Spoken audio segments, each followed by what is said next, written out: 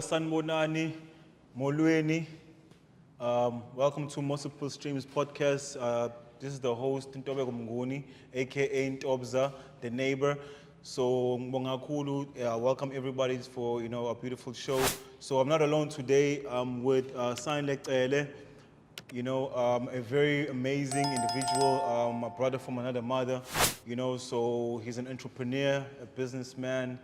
He's also a fashion designer, a creative director, a CEO, So yeah, come on, talk. Shout out, my brother. Where? NZ, what's going on? Shout out. Yeah. No, that's where it is, man. Gotta represent. Put them up and we're not playing today. So, man, so shout out to everyone that is watching, no matter where you are in the world. We appreciate the fact that you're watching this. You could be in Eastern Cape, you could be in Mpumalanga. Shout out to Cape Town, shout out to Durban City. Shout out to everyone watching this. So we appreciate Multiple Streams podcast. So check it out, guys. You forgot Limpopo. Limpopo, what's going on, Limpopo? Yo, Josie, what's going on? Yo, Pitori, everybody, Sauta. We appreciate y'all, guys. So yeah, man, what's going on today, man? We cover the things. We cover the things that we're doing, man. You've been hiding, dog. What's been going on? Hey, bro. Well, first, likely to introduce myself. Name is SANELE CELE. Issue. Magayo mkhulu kumbuza. Indoda nakathemba thisa kasekusha mfena idisho ngaphandle amashumo sheli. Magayo mkhulu ngangolwandle. Nah, man. Hey, I've just been away for a while, I took a 4-year hiatus, literally. Few things happened, like in 2020, went through a couple of things, around about 2019, 2020, that kind of threw me off, threw off the passion. But it doesn't necessarily mean I wasn't working. It's just that most of everything wasn't, my heart wasn't in it. But I ended up just going into corporate. So yeah, man, that's what I did. From 2021, from 2020, got a deal with Chivas at that time, at that worst time Chivas, of mine, with no passion whatsoever. Literally. And if they see this, I'm sorry. I did everything Chivas. without the passion. But yeah, man, it's just been a crazy one. It just became a state of survival. So I put Temperature on the side, my clothing brand, just to do corporate. So I did Chivas in 2020, 2021, did MTV 2022. And 2023 it was BT. I was the head of merchandise, doing the merchandise. And then last year I was doing ETV. Yo. And then after that, it just started feeling monotonous. Got my passion back on 100-fold. So now Temperature's back on board, and a whole lot is happening right now. Yeah, because I'm sure everybody has been asking, Uti, where is Temperature? I mean, SANELE is a very, a stable, brand. You are a brand, so you've been working in Durban for a long time. So yeah, man. I'm sure everybody was asking, where is this guy? We see the glimpse on social media, we see the jacket, but we don't know what is he doing, where he is. So yeah, like I said, with me, man, I'm an artist. That's kind of the worst thing you could be, but I'm an artist. So anything that doesn't have my passion in it, I'm not gonna put it out there. Like I said, I'm sorry to the brands that I worked with, but it's not personal.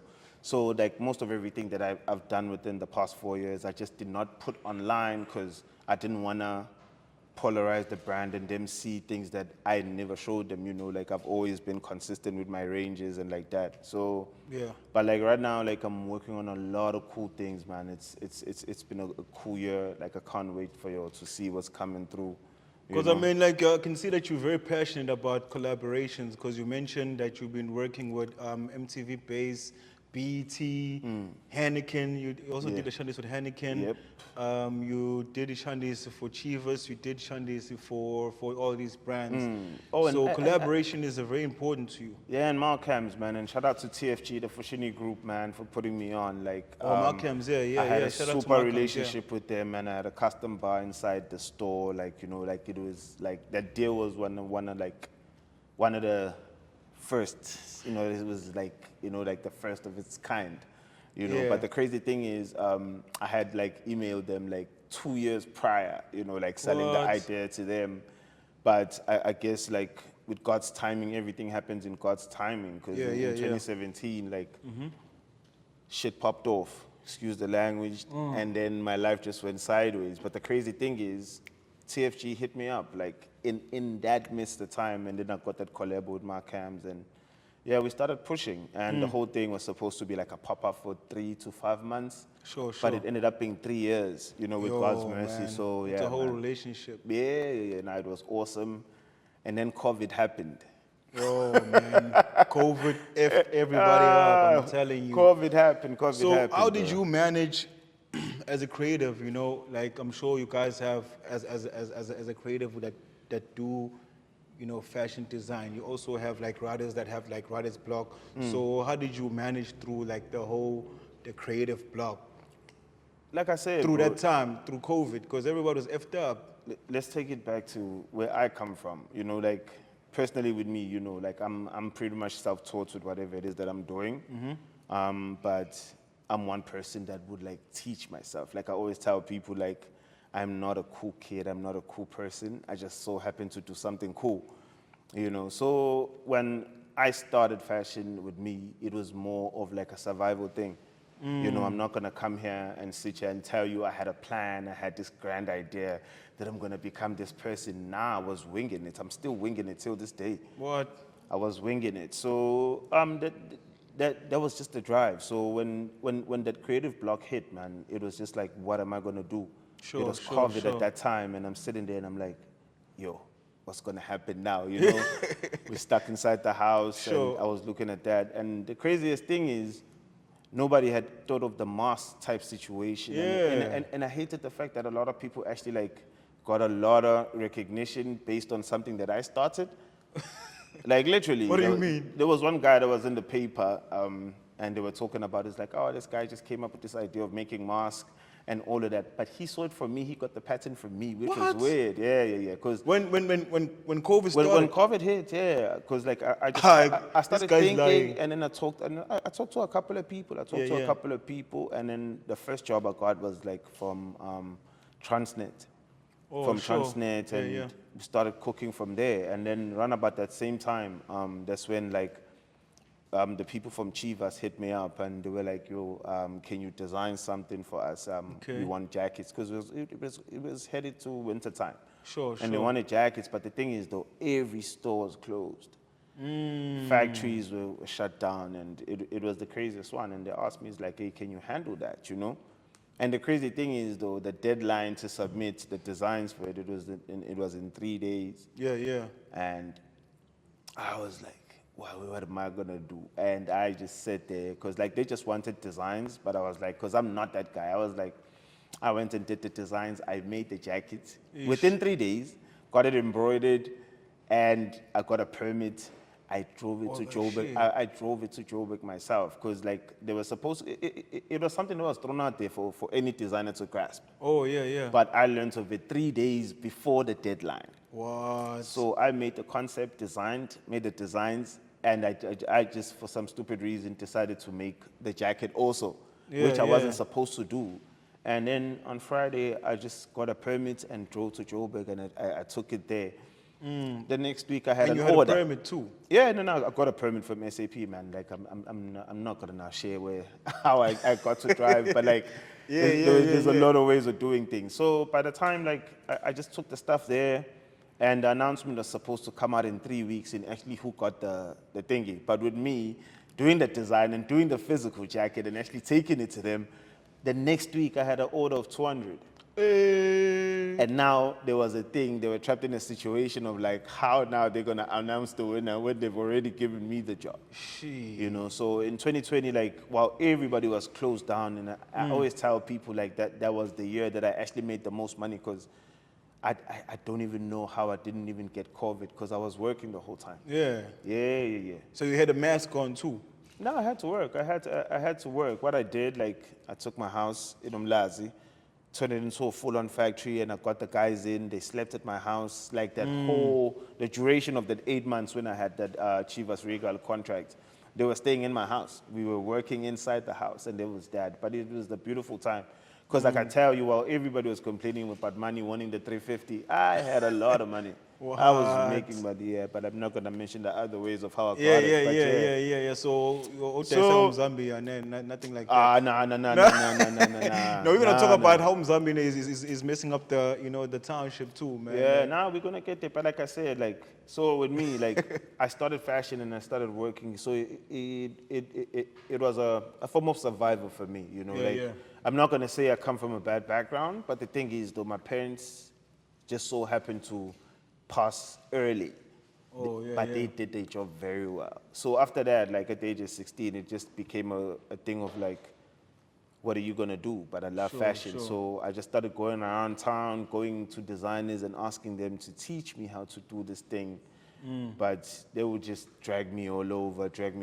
But the one thing that they didn't know, like, I have a photographic memory. So I'd already bought like a small little machine.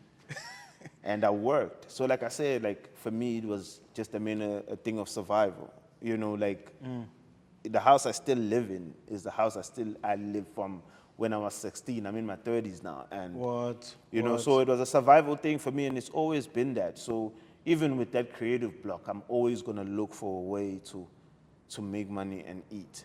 You understand? And that's the one thing that a lot of people can't do. Like, I'm not afraid to knock on doors. I'm not afraid to beg. I'm not afraid to seem like a person that's like giving 150% or giving more than they should. You get what I'm trying to say? Just like how I tell you with the Chivas thingy, they just wanted drawings. And what did I do? I made the jackets, I made the sample, and I took it to them straight. Because just to show my dedication, this is what I want. I want it.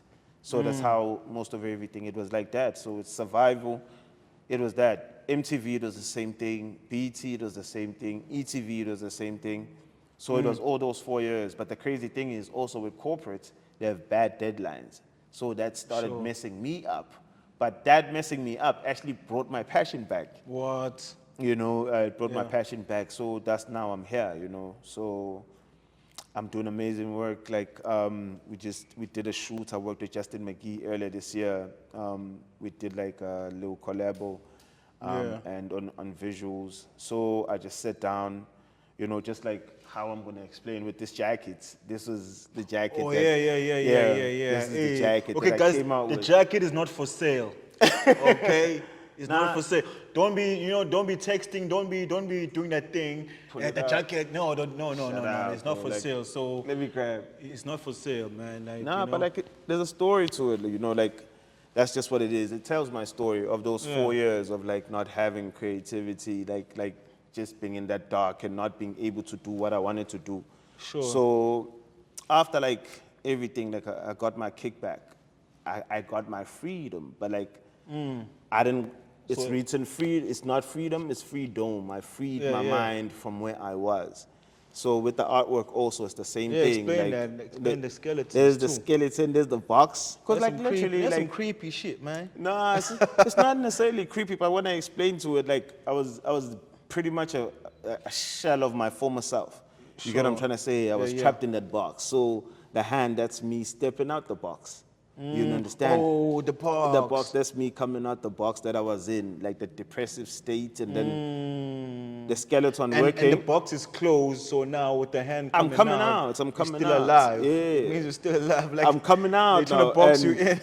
And that's my skeleton working there. That's the skeleton in the sewing machine. Oh, I didn't even notice the skeleton is graphic. Nah, it's graphic. That's me now coming back and working. And then there's the Grim Reaper.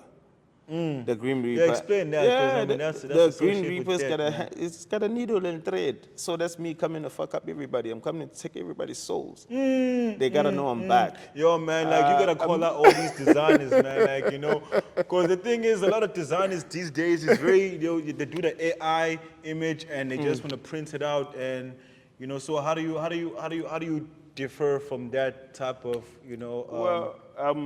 Well, by God's mercy, like I could draw. Like that's how I got into fashion anyway. Like I love. Because niggas wanna do the shortcut, they wanna do the image, and they say I'm a fashion designer. So when you actually do the hard work, you do the stitches, you do the threads and all the stuff. But like that's why like I always tell people when they call me a fashion designer, I don't like that term. I just like calling myself the modern day tailor because I make everything from scratch myself. Yeah.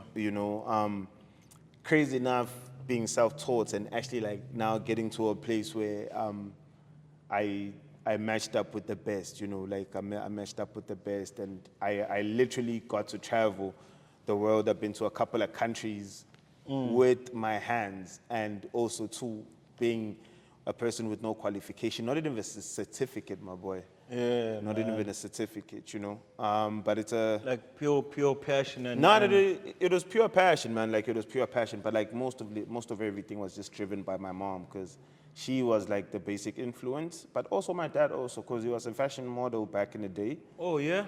I hopefully maybe I can share the photos maybe on post. You can show you put up the pictures. Yeah, sure. My dad was a fashion model. My mom was a police woman, but she sold clothes on the side. What? She sold clothes on the side. You remember when that whole boom of like Levi's factories selling like rejects and all of that? Oh yeah. My mom sure. was on that first, so that's where my love of denim actually came by. That's where my love of denim came by. So it was that. But the crazy thing is when I got out of school, like at 16, I finished school at 16. That's the very same year my mother passed away. So they never really got to see me become who I am today and all the things that I've done. So that was the biggest drive that pushed me forward. But also too, that was like the drawback that actually got me into this place where I disappeared 4 years. Because I actually realized when I started this thing, I was being driven by trauma. You understand? Like I can imagine. It was like I wanted them to see who. I wanted wherever my parents are, wherever they are, I wanted them to see. Like I remember, like when I went to SA Fashion Week, it was my first time showcasing there, and it was my last also. And when I came out, like the first post I posted up, I was like, "Mama, it was your night," because that's what I was doing. I was doing it for her, and hopefully, like thinking that wherever they are, like just show them like they actually, they raised a soldier, man. So like I said, like I tell you, everything has just been about survival for me. And that's how. And also, too, another thing, like a lot of people don't even believe when I tell them that I'm self-taught, and they were like, nah. I'm like, nah, I am. You didn't go to a fashion school? Nah, I did not. But the one thing that actually made me learn, like I studied like theories in fashion, I studied history of fashion, and I know everything that they know. Because of it was like, I remember like I tried to enter a young designers competition in SA Fashion Week. Yeah. I got declined like 4 years in a row because of I didn't have a qualification. So I hated SA Fashion Week after that. That's why I even said I showcased there the first time and it was my last. But I hated them for a very long time because they made me feel like less because I didn't have a qualification. Sure. So when I went back, I worked so hard that they ended up noticing me and them getting me up there. They got me sponsors. They paid for my flights. They paid for my hotel. They paid for everything. And for me, that was that. And I can tell you now, I did it out of ego. I did it out of ego, and that was it. And after that, I never showcased there ever again. They've been calling me each and every year, but like what they put me through and make me feel less of myself because I didn't have a qualification, even though I had the necessary skills. To me, I took it very personal. So, I'm a vengeful character, but like it's drive though. It's drive. It's drive. Yo, man, you represent like resilient, man. Heart of a lion, heart of a warrior. So because I'm trying to imagine how you actually managed to continue with your passion, even when you were, struggling with the trauma of losing your parents and stuff like that. Because another person would have been depressed, down to the dogs and went a different direction. Yeah. But like, the crazy thing is, like with me, a lot of people would judge people in the hood, like the gangsters and all these people that do whatever. Like, I had neighbors that were doing things like in the criminal world, like whatever. But after my mother died, like, a few of them actually came to me and told me, they were like, yo, you better make sure you get yourself right in whatever it is that you need. Like, you gotta do it right. Like, I'm gonna have to say it. Rest in peace, Manyusa. I do not know if you know him, but like, he's a OG in the game. Like in Umlazi. Like, he helped me a lot. He came to me, he told me straight, like after my mom passed, because he was a neighbor, like 2 houses down, and he was like, whatever it is that you need from me, come to me. If you need money to go do whatever or wanna buy whatever, I got you. But the one thing that you're not gonna be is a criminal. Because if you're gonna do that, I'm gonna be the first person to shoot you. And so like, literally, I was raised by the hood and I was raised by gangsters. And I'm straight up. And they protected me the whole way. And they were like, "You're not gonna do this. You're gonna be this person. You're too talented to." To waste your talents. To waste your talents. And they looked after me. And in turn, right now, also, like, he passed on like 2 years ago. And now I'm looking after his son now. I'm looking after his son also too. And I'm giving back the same love that he gave me. Even though he's no longer. Yeah. So how do you strike? How do you find the balance? Because with the new world, it's all digital. Because man, you've been MIA, dog. You've been MIA. You know what I mean? You've been MIA. Yeah. So because like I said.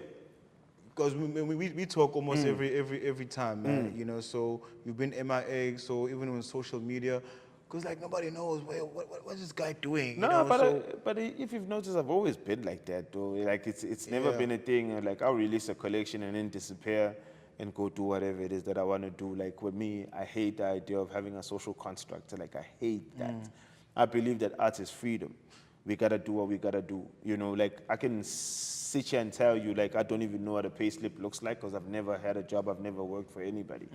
I'm a stubborn motherfucker. You're gonna cut that out, but like, it is what it is. Like. Yeah, but I'm very stubborn. So it's just that, my bro. Like, I can't do anything else. Like, with me, it's just, I'm stubborn. I hate losing. I hate the idea of losing.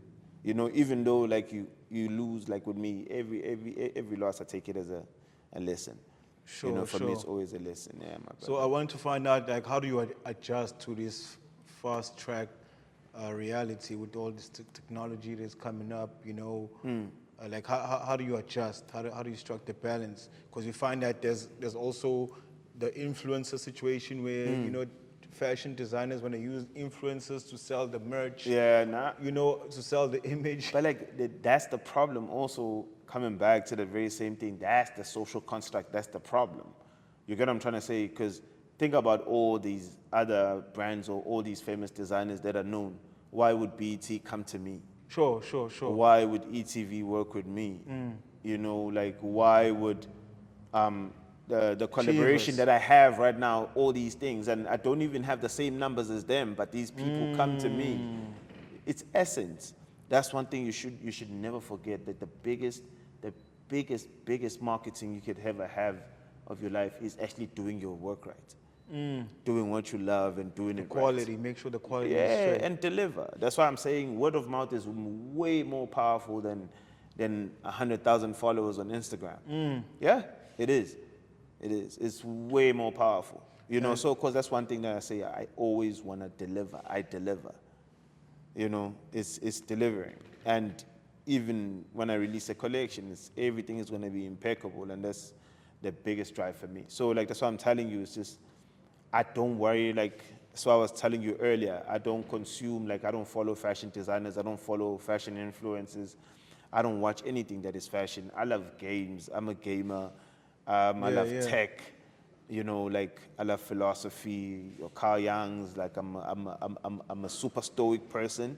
Yeah. So I don't consume anything that is fashion. So like I tell you, like I hate anything that is a social construct that's gonna restrict me into doing anything. You know, like I told you, like a funny story right now. There's this brand that you're gonna see in the next coming weeks. The collab that I'm working on. You know, when they came to me, they wanted to give me a 12-month contract. And like, is it a famous brand? Yeah, it's an international brand. Oh, international. Yeah, it's an international brand. It's an international brand. With the contracts, they were like, they want to give me 6 months, 12 months at first, and I said no. And they said 6. I was like, no. They were like, do you know that there's a lot of people that would die for the chance that's been given to you? Sure. And I told them, and I was like, I just don't like being held down. So like, what I'd want from them is like, we can do this on a project-to-project basis. Sure. Yeah, so I made them change the whole contract and change how they do things. You know, if they weren't gonna accept that, then I'm cool. I'm gonna go back to doing what I do. Like I'm cool with my life. I'm fine with whatever it is that God gives me and blesses me each and every day. Like that's one thing that I get up and do each and every day. Is thank God that I'm still alive and give and that's the Hallelujah, brother. That's the biggest drive for me. So anything beyond that, man, I just let God handle. I do what I gotta do. You know, I always tell people when I start working, the world moves with me. Yeah, it moves with me. Yeah. So like all these things, like it's just like how even people like this whole thing of like people like talking about being happy and being sad. I want happiness. I want that. I want none of that. I want peace. I don't want happiness. I want peace. Happiness and sadness, those are things you can't control. Because you might be happy today because maybe you got 10,000 or you got paid 30,000 from something that you are doing. Yeah. You know, that'll make you happy. And then you get up the next day, your brother just got killed. You're sad. So those are two things you can't control. But with peace is received. It's not earned. That's something you can grasp at any time. I always tell people, that's the biggest force and one thing that you can actually always seek in life because you can get it at any time. You can get it at any time. So that's based on how you respond to things. You choose peace. You receive it. It's there. It's there for you. You know, a person can approach you now and tell you like, bro, your podcast is pop. You know, how you react to it is going to determine how you're going to be feeling in the next couple of minutes. You get what I'm trying to say? It's just, there's something that this guy Jefferson Fisher said. He was like, in any interaction or encounter, let your first breath be the first word you utter. Let your breath be the first word you utter. So that's basically said, before replying, breathe first. What? And then in turn, then you have a full perspective of what you're dealing with. And you're going to ask yourself, is it worth me being sad or is it worth me being happy or whatever it is? Yeah. Choose peace and walk away and just let it go. Oh, man. You know? Are you dropping the gems, dog? Yeah. Are you dropping the gems? I wasn't ready. No, you wanted it. So I want to find out, because back in the days, I remember you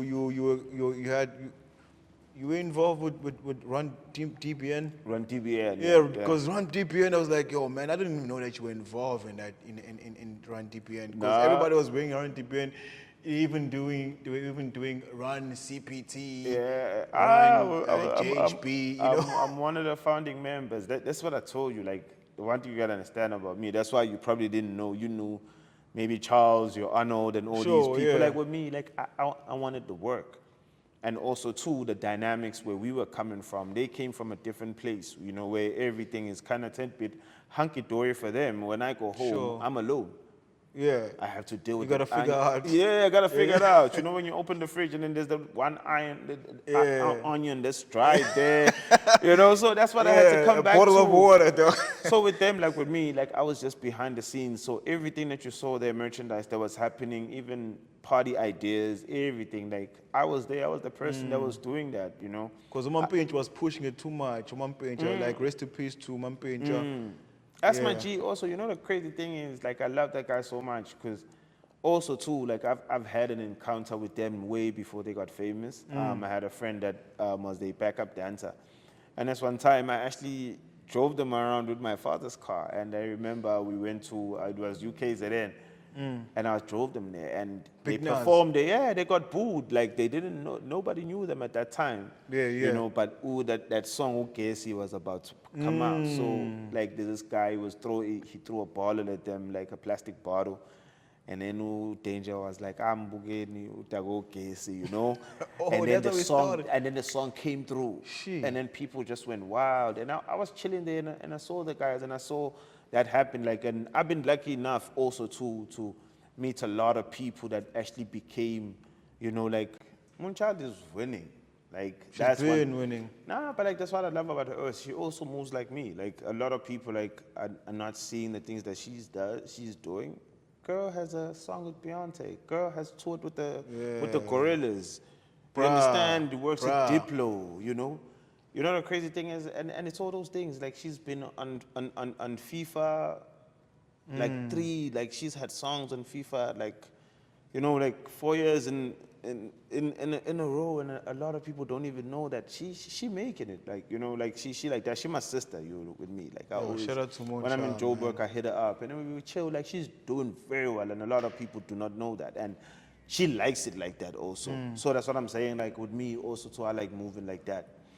I just do what I gotta do and let people decide, you know, like, as far as, with social media, to me, dog, it's just another thing. Like, as far as social media is concerned, I've been single my whole life. You get what I'm trying to say? Nobody yeah. knows anything. Like, they don't know my siblings, they don't know my brothers, they don't know anything. I don't do that. I don't put my personal life out there because I know, like, that's just not Because with real. social Most of media, you everything always is not- have to explain, and people have like this thing that they think that they own people, they own, you know, people's lives. That's and they the thing, You know, bro. That's people the- are like Once- social media. You have people going crazy. I tell you. Once you give them the power, then they're gonna decide. That's why with me, like I told you, like, I drop whenever it is that I want to drop. If I say now I'm not feeling okay and I'm not gonna be able to do this, I'm not. Sure. Let me tell you this wild story. It was at DFF. We just came back from Milan, and we showcased Italy. it. Yeah. So we were supposed to showcase like 15 pieces, you know, like, of a collection. Or you the know? fashion week. Yeah. Durban Fashion Fair. Yeah. And I was like, so our segments, we were supposed to do like probably like 13 to 15. That was like the minimum 13, the maximum was 15 outfits. So I did the whole collection, and then when I get there, I'm on fitting day, and I get there and I look at the collection, and I'm like, it's not numbering, it's not working out, I'm not feeling it. I was only feeling 6 pieces. Yeah. And then I told the director there, and I was like, I want to take out the 7 outfits, I want to showcase 6. Sure. And guy was like, you're crazy. Then you'd rather leave. Yeah. And he was like, you'd rather leave. And I was like, hey boys, start packing. And she was like, you lie. I keep on saying she because, well, he's gay. I do not know, like, all these pronoun thingies, you know. So, and it was like, and he was like, if you want to fuck up your life, then it's all good, then leave, you know. And I told the boys, and I was like, nah, pack, boys, let's leave. You know? left. And he was like, you're going to leave. I'm like, he was like, okay, cool, fine. Showcase your 6 pieces. You mess up your own name, blah, blah, blah, blah, blah, blah, blah. Sure. I showcased 6 pieces. And in my segment, with those 6 pieces, I killed everybody in my segment that was there. Yeah, I had 2 of my jackets that night. The one sold for 30,000, the other one sold for 28. Shit. Yeah. In dollars. And I showcased 6 outfits. Yeah, I showcased 6 outfits. And everybody was showcasing 15. Yeah, but like, that's what I'm telling you. It's just like, that's how it works. Hey, this like, guy's eating. He's eating very nicely, this guy. Nah, but like, that's what I'm telling you. It's not about eating though, but like, I guess I got people that appreciated art. Sure, you know, they sure, understand. sure. With me, I love art. Like, I can safely say with everybody that you know that I've worked with that is famous, I've never given an artist anything for free. Yeah. Yeah, because we've worked with a lot of artists, like, you know, Yeah. like your Nasty C. I was Kulichana's creative advisor, Oh, stylist for Kulichana 4 too, yeah. years. Worked with Cool Cat, Malum Cool Cat, we did a lot. Ricky. the whole of Boys and Bucks, let me just say, man. But it's a lot of people. But like, you're the original Lazi Milano, though, to be quite honest, though, because you're even to eat. Let's not Excuse do the that. pun, excuse the Let's not do that. But that's my boy. yeah. Nah, but like Malum Kukat is actually from Umlazi. That's the crazy Yeah, thing. yeah, sure, very, He yeah. grew up in He's from Umlazi, the but hood, like yeah. he ended up in Bonella. But that was it, you know. I worked with a lot of people in that sense. But like that's one thing I'm going to tell you. Because I actually thought you were also part of the whole crew. Poison Bugs. Poison Bugs, yeah. Nah, but the thing is, you notice the problem. They hit me up. MK was like, "Yo, bro, we want you to join Poison Bugs." But the problem at that time, I had a New Balance sponsor, and they were working with Nike. You were working with New Balance too. Yeah, they were working with Nike at that time. Yeah. They wanted me to drop them, and they dropped New Balance and go that side, but I couldn't do that. I could not do that. You know, you understand? Like, I had such a super relationship. And also, too, that's coming back to the same situation that I was telling you about, that numbers don't matter, is the essence. I got the New Balance sponsor. I probably had like 300, 400 followers on Instagram. Sure. You know, but like, I just had a blog that just had different views, and they loved it. I entered Mzazi's most popular bloggers competition in 2011. My partner was Bob Perfect. Shout out to Bob. You know, the first guy who actually dropped a podcast, a proper podcast. You should check him out, man, on all streaming platforms. It's called Almost Perfect. Almost Perfect, Amazing guy, you know. So we entered the competition with him. We came second in SA. Sure. Yeah. From Milan, dog. We came second in SA. Yo, that's big. We came second in SA. We were representing Durban because like everybody was Pretoria, Joburg, and Cape Town. And when we got there, the funniest thing is with him too. Also, I remember that when they booked the flights for us and they came and picked us up. Between me and him and a friend of mine, we had 20 rand. 20. It is. This is like 2012, I swear. They picked us up, they got us in a hotel, and there was like, we had nothing. 20 rand. We had no money. If you remember Street Cred. Street Cred, yeah. And Theophilus London was there at that time. Even Virgil Abloh was there before, he became the Virgil. Like, he was still the Pyrex Virgil. Yeah. We got to interview Theophilus London. We got to do all these things, you know. And everybody was messing at us because we were original. All these guys had these fancy cameras. We were using our phones, and we were just these raggedy guys, broke guys that were nobody. And that's crazy thing is, that's how I met my mentor, and that's how I got the New Balance sponsor. Because like all these brands were there at Street Cred. So this one guy came to me, King Ads. That's King Ads, who's my now mentor. Yeah, from London, right? Yeah. Who's my mentor now? He's shout out to King Ads, man. He's worked at a lot, man. He's documented Banksy's, he's worked at Lacoste. He worked at like the album covers for the Beastie Boys. He did them like a super well decorated artist, you know, like and marketer, you know. I met him over a cigarette, funny enough. I was smoking a cigarette outside, and he was like, ask me for a lighter. And I had the Run DBN top on, and then he asked me about that. We started talking, blah, blah, blah. I had my New Balances on at that time, you know. And he was like, do you like New Balance? And I'm like, yeah. And he was like, yeah, those people are from New Balance. I was like, he was like, do you want to meet them? I'm like, yeah. So when we got to talking, they were like, where you from? And then I told them, what do you do? And I told them that I run DBA and I had to make clothing and blah, blah, blah. So they started asking me about the kicks. You know? So was this before Temperature, the brand? No, Temperature's already there. Like, I was doing everything.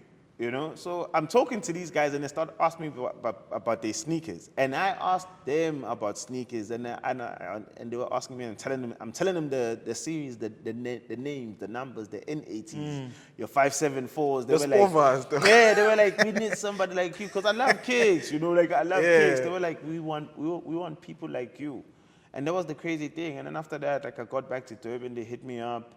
And they were like, hey, man, like, if you'd like to work, and that was it. And we pushed. Hey, bro, they got me in billboards and got me in everything, not this one thing.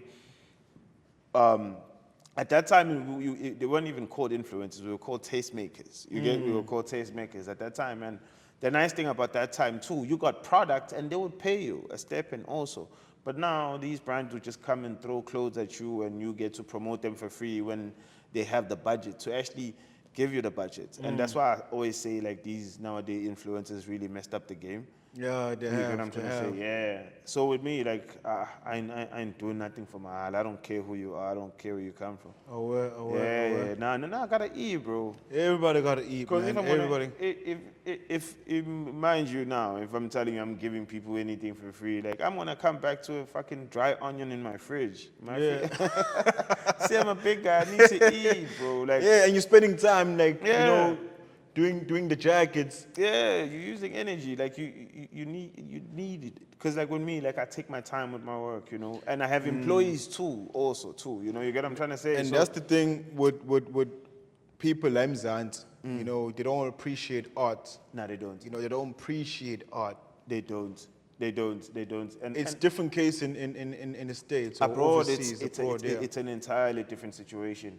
I remember in 2016, I went to Pure London. It's an exhibition. Like it's the biggest one there. Sure. And I was exhibiting my stuff there. I got there also too. You know, imagine I exchanging the rand to the pound. I literally had nothing. But when I got there, man, like literally the people when they saw the pieces.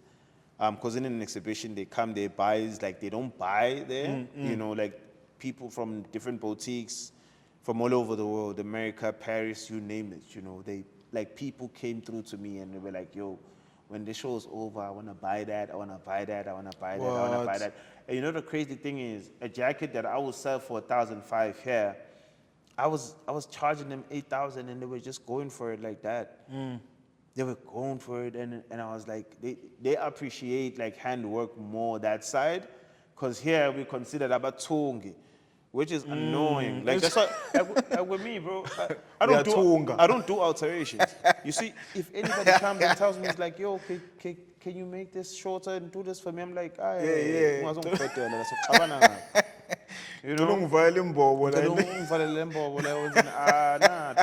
I don't do that. To me, that's an insult. You know, I hate it. I don't want to hear it. So that's the thing. Here they say like they don't appreciate bespoke. Yeah. Bespoke, bro. Like in Italy, like I tell you, like bespoke is it. Like I remember, I went. I did a learnership at this lady, Angela. She's the one that does like all these dresses handmade for your Giorgio Armani's and all these big whatever, and everything with her is done by hand. Sure. Listen, the lady will make a dress for 220,000 euros, just one dress, because it's handmade. You know, suits will go for 10,000 and 20,000 euros because it's handmade. The suit is made from hand, from scratch until the finish. Yeah, that's where I learned tailoring from, and that was that. Yeah, man. And that's what I'm saying. It's just like we've been born in the wrong country.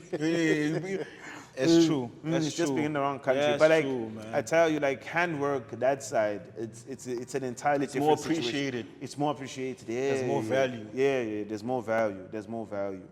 So that's where like I'd say most of my money I made is just international clients. Yeah, because all these fashion design, I mean, like you'd find someone who he has a logo and he calls himself a fashion designer. I mean, Hey, bro, like you gotta call him out, dog. You gotta call him out. Let them be, bro. They try to eat, though. They're trying to eat. They trying to yeah. eat. Like with me, I don't judge anybody. Like I let them eat. Like let everybody eat. Like with me too. Even like last night, I had this kid who came through and asked me and he introduced himself and he was like, "Can you help me with this?" Blah blah blah. I sat down and I wrote him all the numbers and I told him, "You can print this here, you can do this there."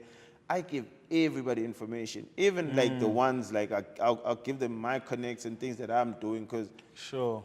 I'm not scared of what they're gonna be. I want them to become that. You understand? Sure. I want to give them that grace because I was too out in the world at 17 and I found people that gave me a lot of love. Like I tell you, like for example, King Ads. I met him once over a cigarette, and he's taken me around the world in so many times. Put me in books, film, did that, gives me that. Like go to London, you know, like been to Berlin because of him. Like doing work, doing creative work. So I've gotten a lot of love from outside.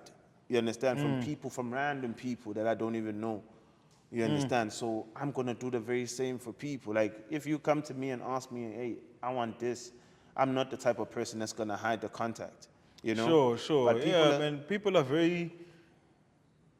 I know more about it. It's like, Yeah. why would you be so? it's stupidity. It's stupidity. I wouldn't even call it umona. I call it stupidity, because other people they would rather starve than give you something that's gonna make you win. You know, let's say they have something, and that's something, bona, they can't use it. Even But if you it's can. information. But you can. Yeah. You know, but you can. They would rather not come to you and talk and say, hey, bro, let's break bread, let's do this, let's do that, let's do that. They would rather starve. They'd rather you both starve because of that. You know, which is stupidity. So They would have the information, but and they would know that you are able to to do whatever you can with that information, but they're not gonna tell you. And I'm sorry for viewers. I'm gonna shit on men though. I'll tell you, like, most of everything that I've ever gotten here in my life, like, I'd say it's 80% women. 80% women, yeah.